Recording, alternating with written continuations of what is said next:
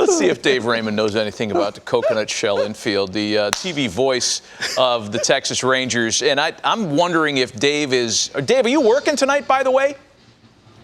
I mean, I'm working all the time, Matty. What kind of a question is that? I'm grinding. I'm on the baseball grind, brother. I thought maybe you just showed up to talk to us. What about this coconut shell infield? Is Harold making that up, or can you validate that?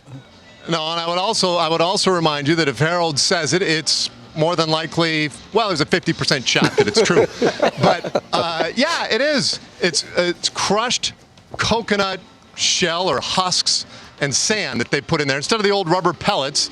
And the guys say that it's terrific. They say that it plays at least a lot closer to what you're used to on a real infield.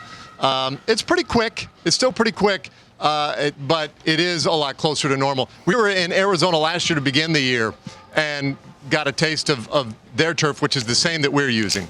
They did it a little bit differently, but, man, it was really, really bouncy.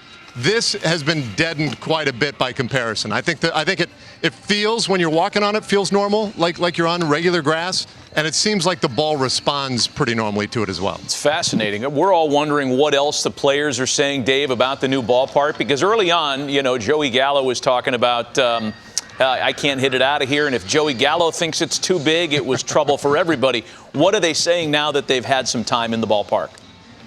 Yeah, well, Joey found out that in that first batting session that they were using old and, as he calls them, dead balls.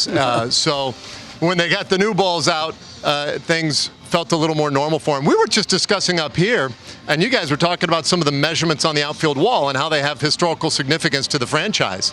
Well, normally, we've seen teams do this a lot in recent years, right? You build a big ballpark, and then when it doesn't play the way you want, you can always move those fences in.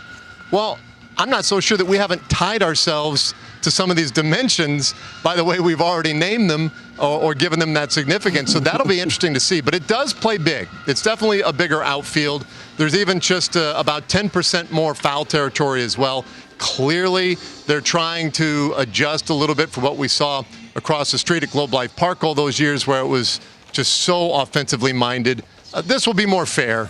And then we have to see how it plays with the roof open, right? I mean, there's definitely going to be a difference once they peel that thing back on occasion, when and if they do. But for right now, it looks like it plays fair to maybe big.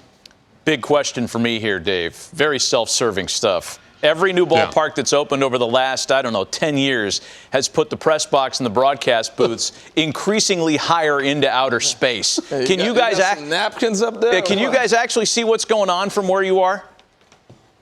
Well, it's television, Matty, so we have the monitors, and we'll rely heavily on the monitors. Oh, boy. Here we go. They're up too high once again. Up there in the nosebleeds. Oh, man. Well, hey, look, congratulations for getting into some air conditioning at the very least. I know that you and the rest of the broadcasters are thrilled to be in that new ballpark. Players, everybody's excited. And fans ultimately will be excited, too, once all this passes and fans can return to the ballpark. Dave, we appreciate the visit. Good luck tonight.